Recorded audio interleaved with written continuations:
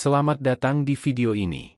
Dalam beberapa tahun terakhir, industri murah Cina telah membuat terobosan luar biasa, terutama di bidang pengemasan dan pengujian semikonduktor, di mana pangsa pasar perusahaan Cina telah mencapai 60% hingga 70% dunia. Sebagai perwakilan khas industri semikonduktor Tiongkok, Mikroelektronika Tonu tidak hanya berhasil menguasai proses manufaktur 5 nanometer dan 6 nanometer, tetapi juga menjalin hubungan kerjasama jangka panjang dengan raksasa chip global, AMD. Hal ini menjadikan Tonu sebagai kekuatan penting dalam industri semikonduktor internasional. Bersamaan dengan munculnya kecerdasan buatan dan teknologi komputasi kuantum, proses manufaktur Cina menghadapi tantangan yang belum pernah terjadi sebelumnya. Bagaimana Tiongkok dapat terus membuat terobosan teknologi dalam konteks ini? Apa arti kebangkitan mikroelektronika Tonu bagi masa depan industri chip Tiongkok? Pesanan dari raksasa chip global hingga tahun 2026 menandai lepas landas penuh industri murah Tiongkok dalam rantai industri semikonduktor global. Pengemasan dan pengujian adalah langkah terakhir dalam pembuatan chip, yang secara langsung berkaitan dengan kinerja dan keandalan chip. Pasar ini telah lama didominasi oleh perusahaan-perusahaan di Amerika Serikat, Korea Selatan, dan Taiwan.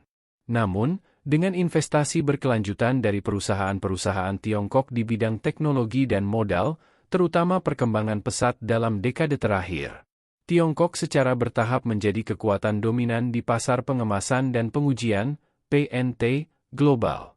Menurut statistik terbaru, pangsa pasar perusahaan pengemasan dan pengujian Tiongkok telah mencapai 60% hingga 70% dunia.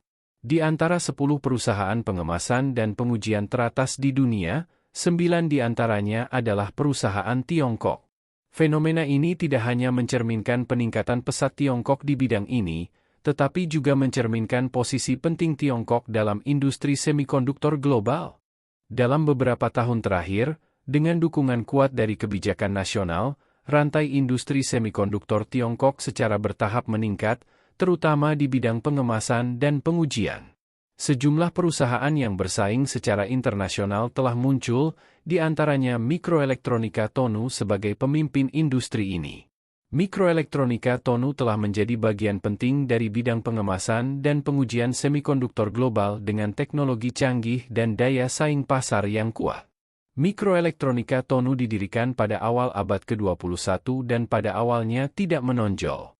Namun, dengan akumulasi teknologi selama bertahun-tahun dan investasi dalam inovasi yang berkelanjutan, Mikroelektronika Tonu secara bertahap mendapatkan pijakan di pasar pengemasan dan pengujian semikonduktor. Mereka dengan cepat muncul sebagai salah satu perusahaan terkemuka di industri ini.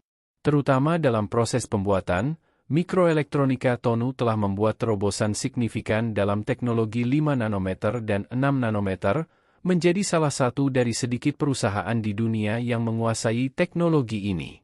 Penguasaan teknologi ini mewakili garis depan dalam manufaktur semikonduktor dan sangat meningkatkan kinerja serta efisiensi chip. Mikroelektronika Tonu tidak hanya memenangkan pesanan dari pelanggan global, tetapi juga mengukuhkan posisinya sebagai pemimpin di pasar semikonduktor internasional. Yang lebih penting, Mikroelektronika Tonu telah menjalin kemitraan jangka panjang dengan AMD, yang telah memberikan sebagian besar pesanan mereka hingga beberapa tahun ke depan. Kerjasama ini tidak hanya menghasilkan pesanan besar untuk Mikroelektronika Tonu, tetapi juga memberikan manfaat besar dalam teknologi dan manajemen.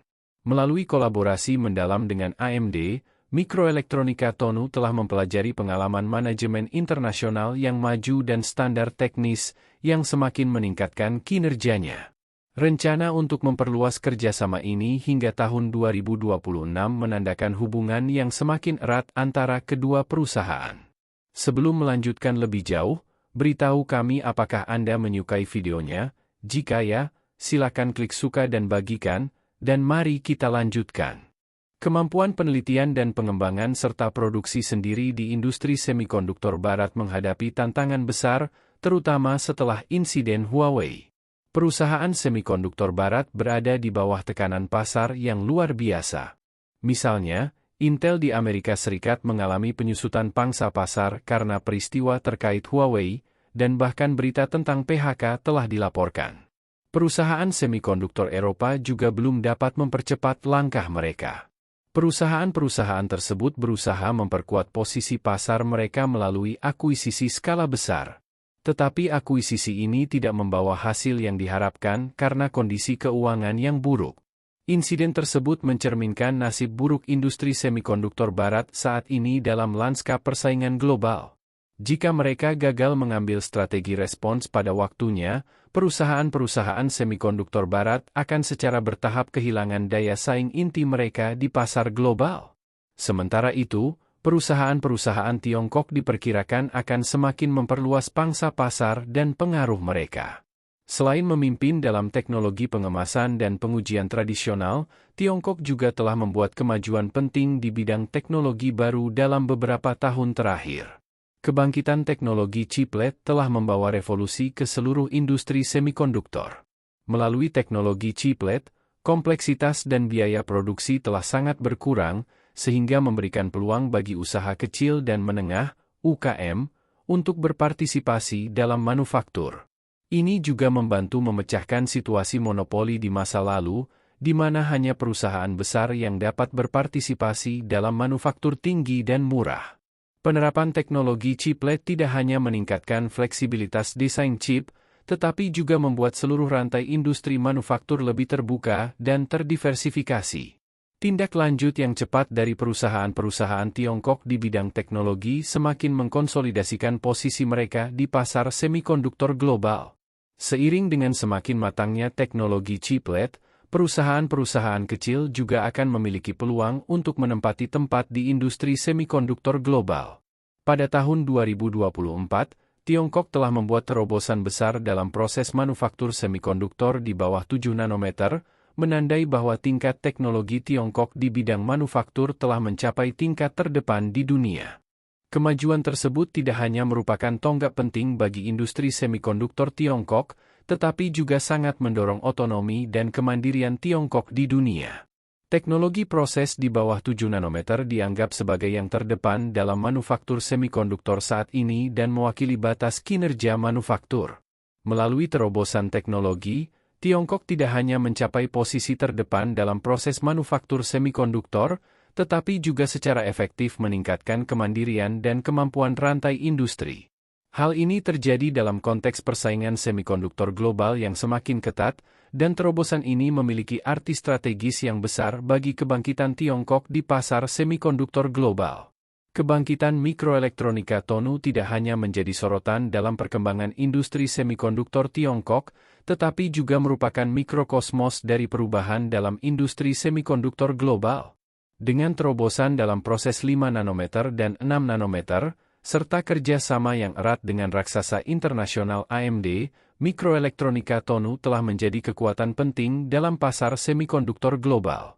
Di masa depan, dengan terobosan berkelanjutan Tiongkok dalam teknologi di bawah 7 nanometer dan pengembangan berkelanjutan dari teknologi baru seperti teknologi partikel core dan kecerdasan buatan, industri semikonduktor Tiongkok diperkirakan akan menempati posisi yang lebih penting di pasar global. Ni Guan, Bapak Komputer Tiongkok, mengatakan bahwa industri semikonduktor Tiongkok sedang dalam perjalanan menuju kontrol independen, dan lebih banyak perusahaan Tiongkok akan muncul di industri semikonduktor global di masa depan. Bagaimana pendapat Anda mengenai video ini? Jika Anda punya pendapat, silahkan tuliskan pendapat Anda pada bagian komentarnya. Dan jika Anda suka dengan video ini, silahkan klik like dan subscribe. Dengan begitu kami akan membuat video lainnya untuk Anda semua. Terima kasih dan sekian dulu, dan sampai jumpa di video berikutnya.